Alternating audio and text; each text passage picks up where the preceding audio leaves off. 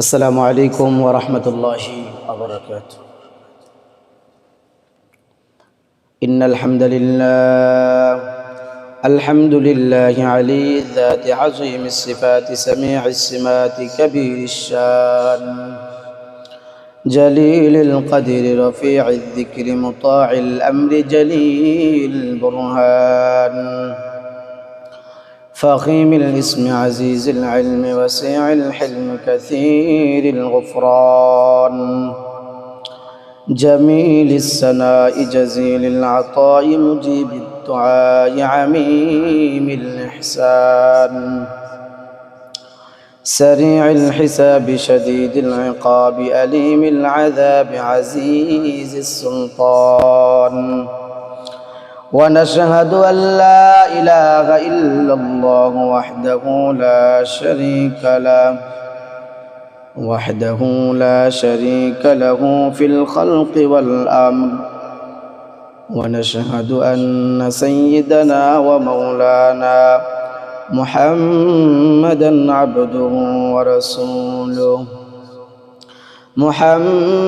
عبده ورسوله المبعوث إلى الأسود والأحمر والمنعوت بشرح الصدر ورفع الذكر وصلى الله تعالى عليه وعلى آله وأصحابه الذين هم خلاصة العرب العرباء وخير الخلائق بعد الأنبياء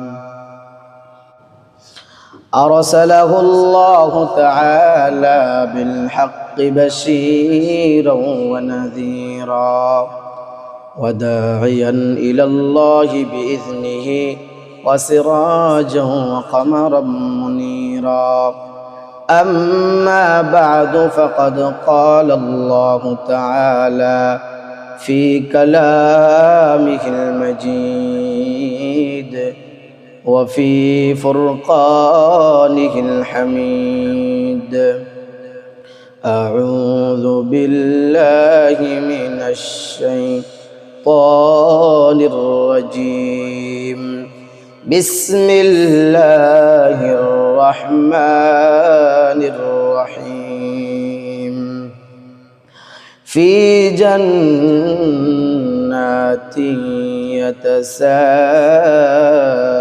يتساءلون عن المجرمين ما سلككم في سقر قالوا لم نك من المصلين ولم نك نطعم المسكين وكنا نخوض مع الخائضين وكنا نكذب بيوم الدين حتى أتانا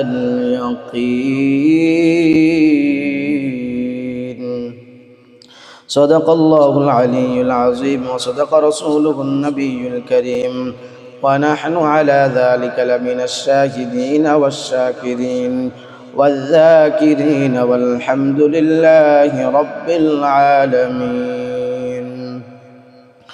وقال رسول الله صلى الله عليه وسلم ينادي مناد إن لكم أن تحيوا فلا تموتوا أبدا وإن لكم أن تصحوا فلا تسقموا أبدا وإن لكم أن تشبوا فلا تهرموا أبدا وإن لكم أن تنعموا فلا تبأسوا أبدا أو كما قال عليه الصلاة والسلام. اللهم صل على محمد وعلى آل محمد كما صليت على إبراهيم وعلى آل إبراهيم إنك حميد مجيد اللهم بارك على محمد وعلى آل محمد كما باركت على إبراهيم وعلى آل إبراهيم إنك حميد مجيد اللهم صل على محمد عدد ما في علم الله صلاة دائما بدوام ملك الله اللهم صل على محمد وأنزله المقعد المقرب عندك يوم القيامة الحمد لله আল্লাহ তাআলার দরবারে লাখো কোটি শুকর ও সুজুদ যে মহান রব্বুল আলামিন আজকে আমাদেরকে সব রকমের বিপদ আপদ থেকে হেফাজত করে সুস্থতার নিয়ামত দিয়ে আল্লাহ তাআলা এই সর্বশ্রেষ্ঠ জায়গা সর্বশ্রেষ্ঠ স্থানে সর্বশ্রেষ্ঠ মজলিসে আসার বসার কিছু দিনই কথা শুনবার এবং বলবার সুযোগ করে দিয়েছেন। এ কারণে সবাই বলিষ্ঠ কণ্ঠে হৃদয় স্থল থেকে অন্তরের অন্তরস্থল থেকে বলে আলহামদুলিল্লাহ। যে আয়াত তেলাওয়াত করেছি আমি সূরাতুল মুদ্দাসসিরের আয়াত তেলাওয়াত করেছি 40 থেকে নিয়ে।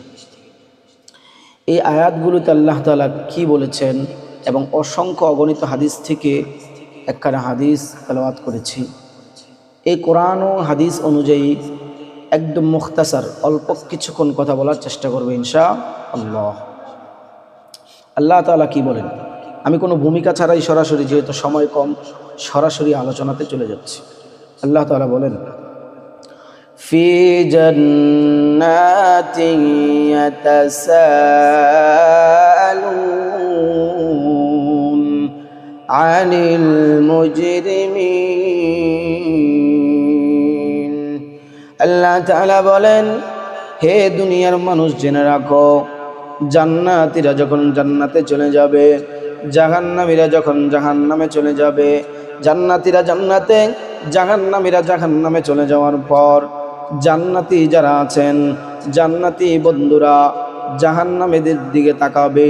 জাহান্নামীদের দিকে তাকাইয়া আল্লাহ বলেন, ফি জান্নাতি ইয়াতাসাআলুন, তারা জিজ্ঞাসা করবে আনিল মুজরিমিন, অপরাধীদেরকে, যারা জাহান্নামে আছে তাদেরকে দেখা যাবে।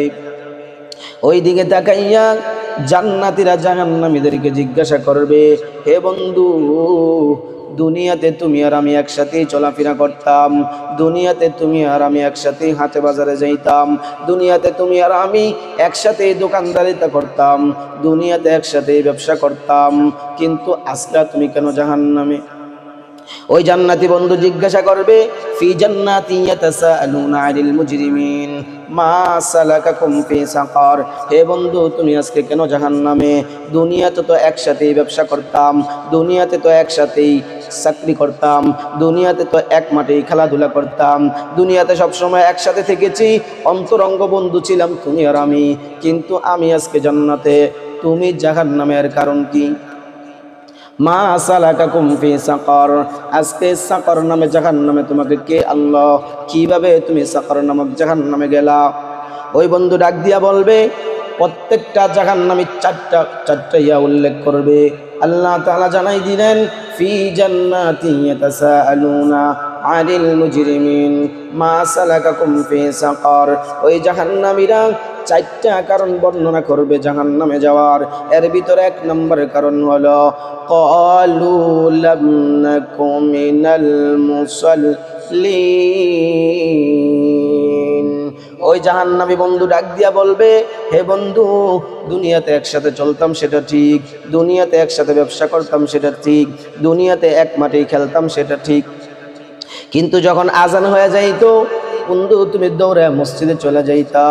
ক্বালু লাম নাকু মিনাল মুসাল্লিন, আমি নামাজ আদায় করতাম না, অর্থাৎ আমি মসজিদে যাইতাম না, একসাথে দোকানদারিতা করতাম, কিন্তু যখন আজান হয়ে যাইতো তুমি দৌড়ে মসজিদে চলে যাইতা, আর আমি মসজিদে যাইতাম না।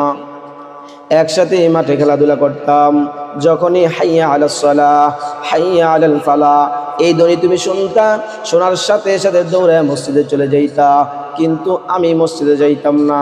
সুতরাং তুমি আজকে জান্নাতে আর আমি জাহান্নামে।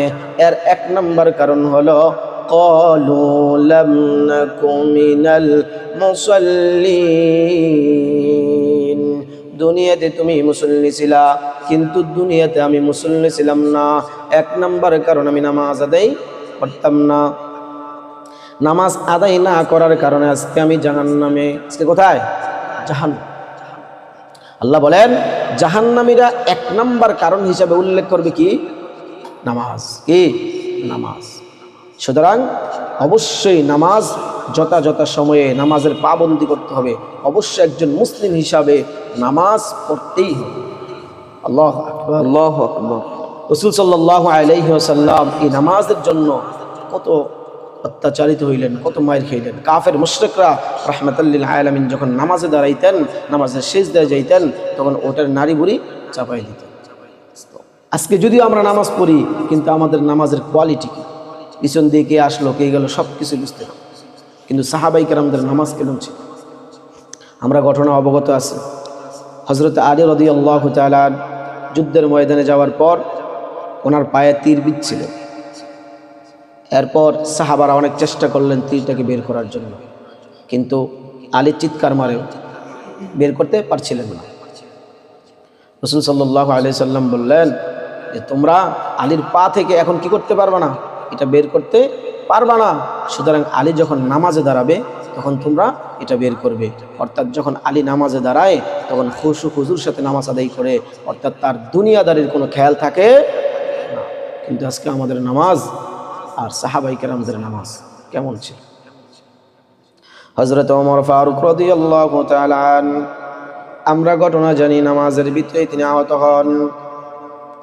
আবু লুলু আল মাজুসি নামে একজন, হযরত ওমর রাদিয়াল্লাহু তাআলা ফজরের নামাজের ভিতরে দাঁড়ায় গেলেন। আবু লুলু আল মাজুসি একজন অগ্নিপূজক। সে চিন্তা করলো হযরত ওমরকে হত্যা করবে, এই কারণে সে নামাজের প্রথম কাতারে দাঁড়ালেন। ফজরের নামাজ তারা একটু অন্ধকারে আদায় করতেন। অন্ধকারের ভিতরে ওই আবু লুলু আল মাজুসি চাদর দিয়া মুখটা ঢেকে সুন্দর করে মুয়াজ্জিনের সাথে দাঁড়ায় গেলেন। উদ্দেশ্য হলো হযরত ওমরকে হত্যা করবে। হযরত ওমরকে হত্যা করার জন্য আবু লুলু আল মাজুসি যখন এখানে দাঁড়ায় গেলেন, হযরত ওমর রাদিয়াল্লাহু তাআলা আল্লাহু আকবার বলে নামাজের ভিতরে যখন হাত বাঁধলেন, সূরা ফাতিহা পড়তে লাগলেন। আলহামদুলিল্লাহি রাব্বিল আলামিন আর রহমানির রহিম। এভাবে যখন সূরা ফাতিহা পড়তে লাগলেন, সূরা ফাতিহা শেষ করার পর একটা সূরা মিলাতে যাবেন, ওই সময় আবু লুলু আল মাজুসি একটা খঞ্জর দিয়া হযরত ওমর ফারুক রাদিয়াল্লাহু তাআলা আনহুর পিছন দিয়ে আঘাত করলেন। কিতাবে লেখেন ওনার পাকস্থলীটা কেটে যায়। পাকস্থলী কেটে যাওয়ার কারণে ওনাকে যখন কিছু খাওয়ানো হইতো, কিছু পান করানো হইতো, সাথে সাথে এদিক দিয়ে বের হয়ে যাইতেন। নামাজের কত গুরুত্ব, নামাজের কত গুরুত্ব! হযরত ওমর ফারুক রাদিয়াল্লাহু তাআলা নামাজ ছেড়ে দেয় নাই। আব্দুর রহমান ইবনে আউফ রাদিয়াল্লাহু তাআলা আনহুর হাতটা ধরে হযরত ওমর ফারুক যখন পড়ে যাবেন আর নামাজে দাঁড়ায় থাকতে পারলেন না, অনেকগুলো আঘাত করলেন। আর যখন নামাজে দাঁড়ায় থাকতে পারছিল না, তখন পিছন থেকে সাহাবা আব্দুর রহমান ইবনে আউফ রাদিয়াল্লাহু তাআলা আনহুর হাত ধরে সামনের দিকে দিয়ে দিলেন। হযরত ওমরকে অন্যান্য সাহাবারা ধরে নিয়ে গেলেন। আব্দুর রহমান ইবনে আউফ নামাজ কমপ্লিট করলেন। ছোট ছোট সূরা দ্বারা ফজরের নামাজ শেষ হয়ে গেল। হযরত ওমর বেহুশ হয়ে এক কোণার ভিতরে পড়ে আছেন, কিন্তু তারপরও নামাজ যেন চলে, নামাজ যেন বন্ধ না হয়। কতটা খেয়াল ছিল, কতটা তাকিদ ছিল নামাজের প্রতি, জামাতের প্রতি কতটা তাকিদ ছিল। এতটা আহত হওয়ার পরও একজন সাহাবীকে সামনে দিয়ে দিলেন, ফজরের নামাজ যেন বন্ধ হয়ে না যায়, ফজরের নামাজ যেন কারো মিস না হয়ে যায়। সাথে সাথে একজন সাহাবীকে সামনে দিলেন। হযরত ওমরকে ধরে এক কোণার ভিতরে নেওয়া হলো। এরপর ওই কোণায় নিয়ে যাওয়ার পর এদিক দিয়ে আবু লুলু আল মাজুসি যখন এখান থেকে বের হবে, যখন কাতার থেকে বের হবে, পিছনেও আরো 2-3টা কাতার সাহাবাইদের কাতার ডেঙ্গায় যাইতে হবে। আবু লুলু আল মাজুসি এখান থেকে বের হওয়ার জন্য তার যে খঞ্জর ছিল, 2 দিকে দাঁড়ানো ছিল, ওই খঞ্জর দ্বারা এলো পাতারি আঘাত করতে লাগলো। হাদিসের ভিতরে পাওয়া যায় ফাতাআন আবু লুলু আল মাজুসি 13 রাজুলান, তিনি 13 জনকে আঘাত করলেন, 13 জন সাহাবাকে আঘাত করলেন। ফামাতা মিনহুম সাবাতুন, এখান থেকে সাথে সাথে 7 জন সাহাবী মারা যায়। এই দৃশ্য দেখার পর দূর থেকে একজন সাহাবা তার উপরের কাপড়টা, তার উপরের চাদরটা তার দিকে ফিকে মারলেন। জালের মতো যখন মারলেন, তার মাথায় যায় যখন পড়লেন, তিনি পড়ে গেলেন। হুমড়ি খেয়ে যখন পড়ে গেলেন, নিজে নিজে আত্মহত্যা করলেন। আমি বুঝাইতে চাইলাম নামাজের কত গুরুত্ব ছিল সাহাবাই কেরামদের। হযরত ওমর রাদিয়াল্লাহু তাআলা আন যখন হুঁশ ফিরলেন, প্রথমে এটা বলে নাই আমাকে কে আঘাত করলো, আমাকে কে আঘাত করলো এ কথা বলে নাই, আমার পর কে খলিফা হবে এ কথা বলে নাই, এ কথাও বলে নাই তাকে ধরে আনো যে আমাকে আঘাত করলো। হযরত ওমর কি বললেন? সর্বপ্রথম ওমর বললেন আসাল্লান নাস, আমার নেতৃত্বে যে নামাজ শুরু হয়েছিল, আমার ইমামতিতে যে ফজরের নামাজ শুরু হয়েছিল, আসাল্লান নাস, মানুষ কি সেই নামাজ পড়েছিল, অর্থাৎ ফজরের জামাতটা কি হয়েছিল সর্বপ্রথম আহত থেকে হুঁশ ফেরার পর, অজ্ঞান হয়ে গেল, ওইখান থেকে হুঁশ ফেরার পর কোনো কিছু খেল নাই, মা গো করে চিৎকার দিল না, আব্বা গো করে চিল্লান দিল না, সর্বপ্রথম কথাই ছিল আসাল্লান নাস, মানুষ কি নামাজ আদায় করেছে। এরপর ওমর বলেন লা হাজ্জা ফিল ইসলামি লিমান তারাকাস সালাহ, যে নামাজ আদায় করে না ইসলামে তার কোনো অংশ নাই, ইসলামে তার কোনো অংশ। সুতরাং সাহাবাই কেরামদের নামাজের কত গুরুত্ব ছিল, আল্লাহর সামনে কিয়ামতের ময়দানে দাঁড়াতে হবে, কত ভয় ছিল। ওমর এরপরে বলতেছেন মাথাটাকে একজন সাহাবীর রানের ভিতরে রাখা হলো। হযরত ওমর রান থেকে মাথাটাকে মাটিতে নিলেন, মাটিতে নিয়ে গালটাকে মাটির ভিতরে লাগাইতেছিলেন আর বলতেছিলেন হে ওমর ওয়াইলুল লাকা ইয়া ওমর ইল্লাম ইয়াগফির লাকা রাব্বাক, হে ওমর তুমি তো ধ্বংস হয়ে যাবে, তোমার কি অবস্থা হবে কিয়ামতের ময়দানে। ইল্লাম ইয়াগফির লাকা রাব্বুক, তোমার রব যদি তোমাকে ক্ষমা না করে, তোমার রব যদি তোমাকে ক্ষমা না করে তাহলে তোমার কি অবস্থা হবে রে ওমর। তাদের কত চিন্তা ছিল, কত ভয় ছিল। হযরতে আবু বকর রাদিয়াল্লাহু তাআলা কতটা চিন্তিত ছিলেন, জাহান্নামের আযাবকে কতটা ভয় পেতেন, আল্লাহর সামনে দাঁড়ানোকে কত ভয় পেতেন।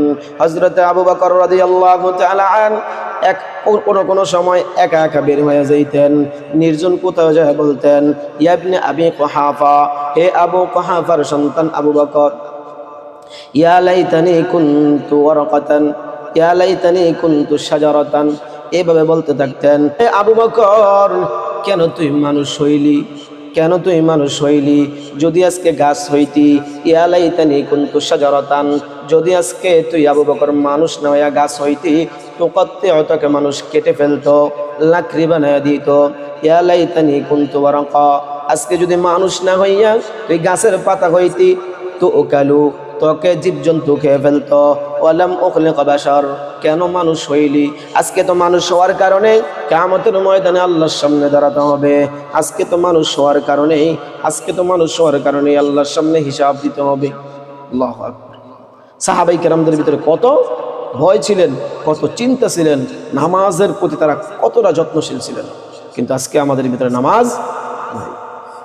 যারা নামাজ আদায় করে তাদের মধ্যেও কি আল্লাহু আকবার, ডাইনে কি দুষ্টমি করলো, বামে কি করলো, সব তারা স্পষ্ট দেখতে। মশা কামড় দিলে এমন জোরে থাপ্পড় দেয়, পিছনের যারা আছে পিছনের কাতারে এরা মনে করে সামনে কি না খেয়ে। আল্লাহু আকবার। আর সাহাবাই কারাম রাসূল সাল্লাল্লাহু আলাইহি ওয়াসাল্লামের নামাজ, এদের নামাজে কতটা গুরুত্ব ছিল, নামাজের জন্য আল্লাহর রাসূল কতটা অত্যাচারিত হইলেন, কত গালি খাইলেন, কত বকা খাইলেন, কত নিন্দা মানুষ নিন্দাইল, তারপরও নামাজ কোনদিন ছেড়ে দেয়। তাহলে জাহান্নামীরা বলবে ক্বালু লাম নাকু মিনাল মুসাল্লিন, এক নম্বর কারণ আজকে জাহান্নামে আসার এক নম্বর কারণ নামাজ পড়তাম না। কি পড়তাম না? নামাজ পড়তাম না।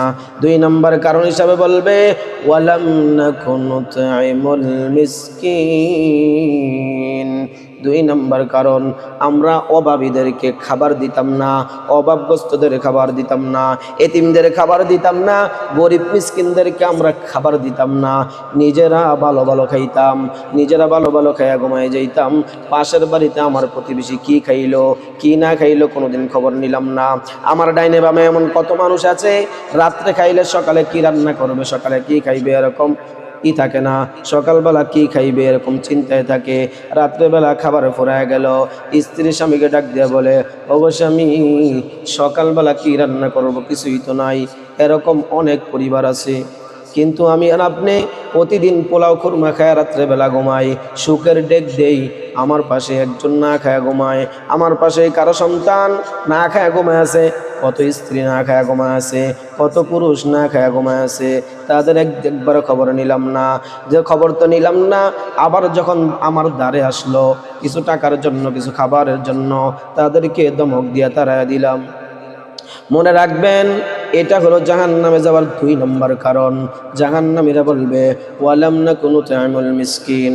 আমরা জাহান্নামীরা আজকে জাহান্নামে আসার কারণ 2 নম্বর কারণ, আমরা অভাবীদেরকে খাবার দিতাম না, মিসকিনদেরকে সাহায্য সহযোগিতা করতাম না।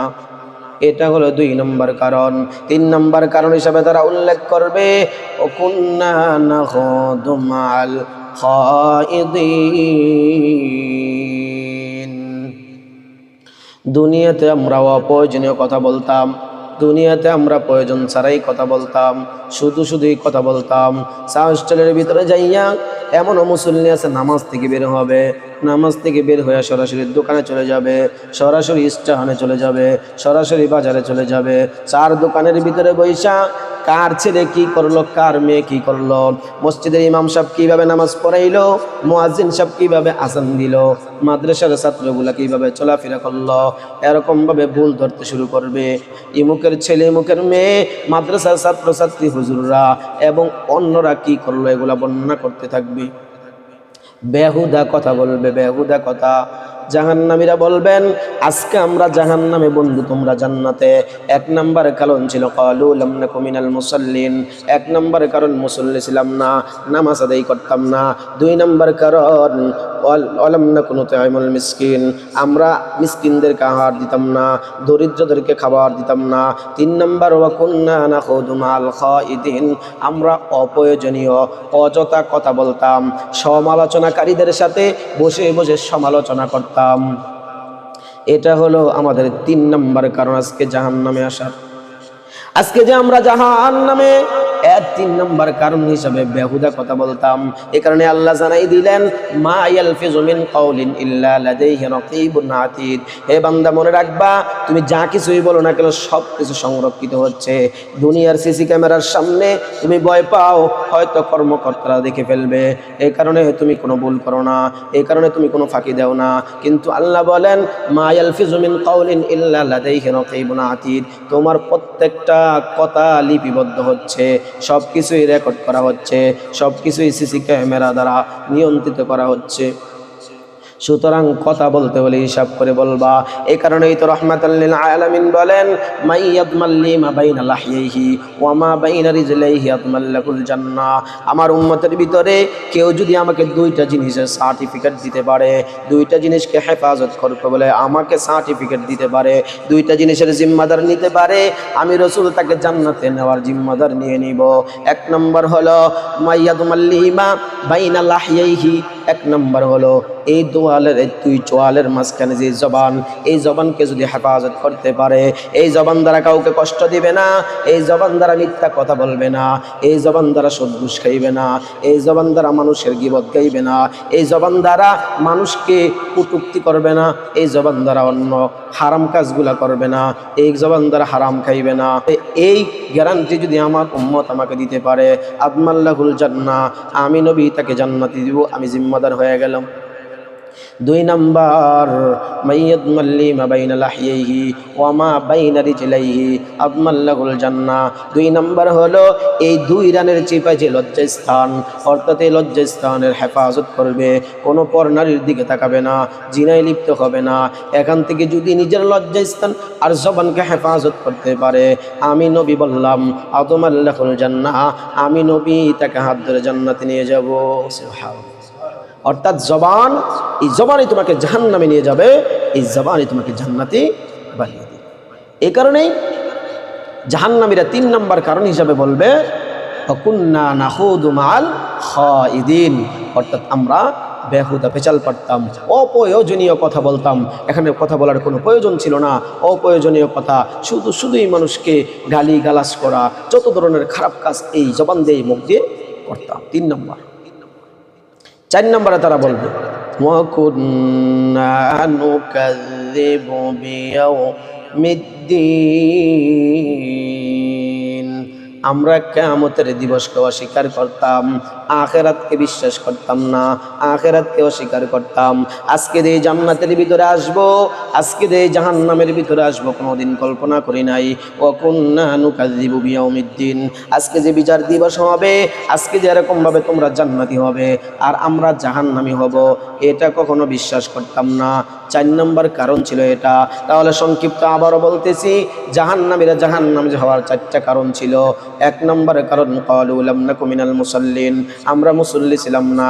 2 নম্বর কারণ ওয়ালাম নাকু নুতঈমুল মিসকিন, আমরা দরিদ্রদের আহার করাইতাম না, খাবার দিতাম না। 3 নম্বর কারণ কুন্না নাখুদু মাল খাইদিন, আমরা অপ্রয়োজনীয় কথা বলতাম। 4 নম্বর কারণ ওয়া কুন্না নুকাযযিবু বিয়াউমিদ্দিন, আজকের এই বিচার দিবস, আজকের এই জান্নাত, আজকের এই জাহান্নামকে বিশ্বাস করতাম না। হুজুররা কত বয়ান করে যাইতো, আলেমরা কত বক্তা বলতো, জাহান্নাম আছে, জান্নাত আছে, আখিরাত আছে। খতিব সাহেব খুতবায় বৈশা বলতেন জান্নাত সত্য, জাহান্নাম সত্য, আখিরাত সত্য, কিন্তু শুনতাম, বিশ্বাস করতাম না। এই 4টা কারণে আমরা জাহান্নামী। এরপরে যখন একটু বুঝতে পারলাম, চিন্তা করলাম, না নামাজ আদায় করতে হবে, না মিসকিনদের খাবার দিতে হবে, না আমরা কি করব, আখিরাতকে বিশ্বাস করতে হবে, না আমরা বেহুদা কথা থেকে বেঁচে থাকবো। এরকম চিন্তা ভাবনা যখন করলাম, তাকায় দেখলাম হাত্তা আতানাল ইয়াকিন, ভালো হওয়ার মাত্র নিয়ত করলাম বা সংশোধন হয়ে যাওয়ার নিয়ত করলাম, এমনিতেই দেখলাম হাত্তা আতানাল ইয়াকিন, মৃত্যু আমাদের কাছে পৌঁছায় গেছে। ভালো হওয়ার সময় পাইলাম না। সুতরাং আজ থেকেই পরিবর্তন হতে হবে, আজ থেকেই নিজের নামাজকে পরিশুদ্ধ করতে হবে, নিজের নফসকে শুদ্ধ করতে হবে। নামাজ খুশুর সাথে আদায় করতে হবে, যত্নের সাথে আদায় করতে হবে। গরিব, অসহায়, মিসকিন যারা আছে তাদেরকে লক্ষ্য রাখতে হবে এবং বেহুদা, অযথা, অপ্রয়োজনীয় কথা থেকে বেঁচে থাকতে হবে এবং আখিরাতের প্রতি পূর্ণ বিশ্বাস রাখতে হবে। সম্মানিত মুসলিম, আপনাদের সামনে একটি হাদিস পেশ করেছিলাম, যে হাদিসে রাসূল আকরাম সাল্লাল্লাহু আলাইহি ওয়াসাল্লাম বলেন, জান্নাতীরা যখন জান্নাতে যাবে, জাহান্নামীরা যখন জাহান্নামে যাবে, জান্নাতীদের কাছে একজন ঘোষণাকারী ঘোষণা দিবে। রাসূল বলেন, ইউনাদি মুনাদিন, একজন ঘোষণাকারী জান্নাতের ভিতরে ঘোষণা দিবেন, ইন্না লাকুম আন তাহইয়াউ ফালা তামুতু আবাদা, হে জান্নাতীরা শুনে রাখো, তোমরা যে জান্নাতে আসলা, এই জান্নাত থেকে আর কোনোদিন বের হবে না। ইন্না লাকুম আন তাহইয়াউ ফালা তামুতু আবাদা, এই জান্নাতে আর কোনোদিন মৃত্যু হবে না। আন তাহইয়াউ ফালা তামুতু আবাদা, সব সময় তোমরা এই জান্নাতের ভিতরে জীবিত থাকবা। 1 নম্বর কথা, ঘোষণাকারী ঘোষণা দিবে, ইন্না লাকুম আন তাহইয়াউ ফালা তামুতু আবাদা, এই জান্নাতের ভিতরে তোমাদের আর কখনো মৃত্যু হবে না। দুনিয়াতে মানুষ মৃত্যু থেকে বাঁচার জন্য কত কিছু করে, কত চিকিৎসা, কত দৌড়াদৌড়ি মৃত্যু থেকে বাঁচার জন্য, কিন্তু হায় মৃত্যু থেকে বাঁচা যায় না। এই কারণে আল্লাহ বলেন, কুল্লু নাফসিন যায়িকাতুল মাউত, প্রত্যেকটা প্রাণীর মৃত্যুর স্বাদ গ্রহণ করতে হবে। আল্লাহু আকবার। আল্লাহ অন্যত্র বলেন, আইনামা তাকুনু ইউদরিকুমুল মাউতু ওয়ালাউ কুনতুম ফি বুরুজিম মুশাইয়াদা, তোমরা যেখানেই থাকো, যেভাবেই থাকো, তোমাদেরকে মৃত্যু পাকড়াও করবে। আল্লাহ আরো বলেন, কুল ইন্নাল মাউতাল্লাযী তাফিররুনা মিন ফাইন্নাহু মুলাকীকুম সুম্মা তুরাদ্দুনা ইলা আলিমিল গায়বি ওয়াশ শাহাদা ফায়ুনাব্বিউকুম বিমা কুনতুম তা'মালুন, হে মৃত্যুর থেকে পালায়নের চেষ্টা করো না, তোমরা যে মৃত্যু থেকে পালায়ন করার চেষ্টা করো। কুল ইন্নাল মাউতাল্লাযী তাফিররুনা মিন ফাইন্নাহু মুলাকীকুম, এই মৃত্যু অবশ্যই তোমাদের সাথে সাক্ষাৎ করবে, এই মৃত্যু অবশ্যই তোমাদের সাথে সাক্ষাৎ করবে। সুতরাং মৃত্যু থেকে পালানোর কোনো পথ নাই, একমাত্র জান্নাত, যেখানে কোনো কি নাই, মৃত্যু নাই। রাসূল বলেন ইন্না লাকুম আন তাহইয়াউ ফালা তামুতু আবাদা, এখানে আর কোনোদিন মৃত্যুবরণ করবা না, তোমাদেরকে চিরন্ত জীবন দান করা হবে। সুতরাং মৃত্যুর টেনশন, মৃত্যুর ভয় আর থাকবে না। 2 নম্বর রাসূল বলেন ওয়া ইন্না লাকুম আন তাসিহু ফালা তাসকামু আবাদা, এই জান্নাতের ভিতরে আর কখনো অসুস্থতা হইবা না, আর কখনো অসুস্থ হইবা না, কখনো মাথা ব্যথার যন্ত্রণা সহ্য করবা না, পেটে পীড়া হবে না, পেটে ব্যথা হবে না, মাজায় ব্যথা হবে না। জান্নাতের ভিতরে কখনো অসুস্থ হইবা না। দুনিয়াতে অসুস্থ হয়ে যাওয়ার পর মানুষ সুস্থ হওয়ার জন্য কত কিনা করে, কত বড় বড় হসপিটাল মেডিকেলে দৌড়ায়, একটু একটু যেন লাঘব হয়ে যায়, ব্যথাটা যেন একটু কমে যায়, নিজেকে সুস্থতা করার জন্য, সুস্থ হওয়ার জন্য কত টাকা ব্যয় করে, কত দৌড়াদৌড়ি করে। রাহমাতাল লিল আলামিন বলেন দুনিয়াতে কখনো এমনটা হবে না যে তুমি অসুস্থ হইবা না। যদি এমনটা হয় একমাত্র জান্নাতে হবে। ওয়া ইন্না লাকুম আন তাসিহু ফালা তাসকামু আবাদা, তোমরা চির সুস্থ হইবা, এখানে আর কখনো তোমরা অসুস্থ হইবা না। 3 নম্বরে ঘোষণাকারী ঘোষণা দিবেন ওয়া ইন্না লাকুম আন তাশিব্বু ফালা তাহরামু আবাদা, এই জান্নাতের ভিতরে তোমরা চিরন্তকাল জীবন পাইলা, অসুস্থতা হইবা না। এবার রাসূল বলেন ওয়া ইন্না লাকুম আন তাশিব্বু ফালা তাহরামু আবাদা, তোমরা সব সময় যুবক থাকবা, তোমাদের যৌবন কখনো ফুরাবে না।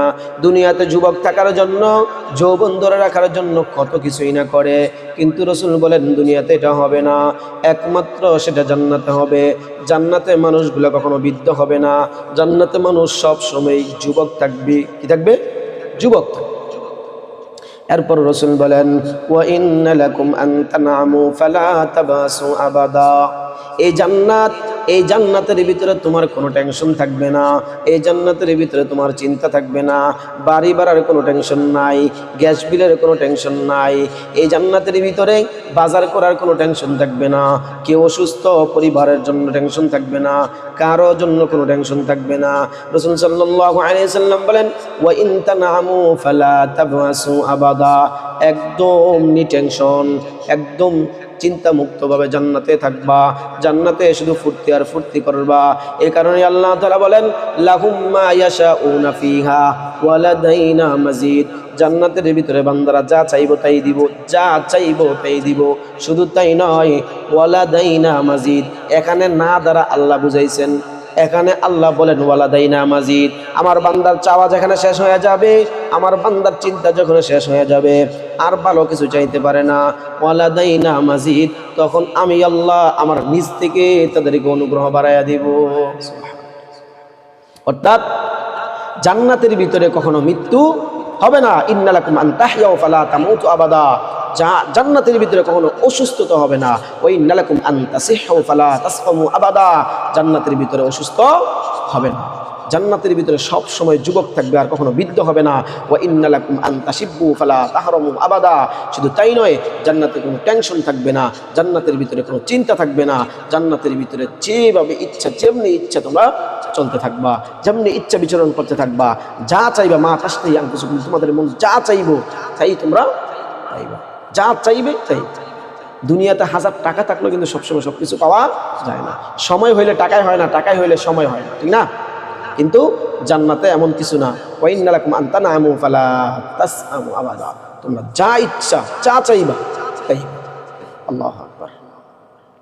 সুতরাং আল্লাহ তাআলা আমাদেরকে যে কথাগুলো বললাম প্রত্যেকটা কথা নিজে এবং আপনাদের সকলকে আমল করার তৌফিক দান করুন। আখির দাওয়ানা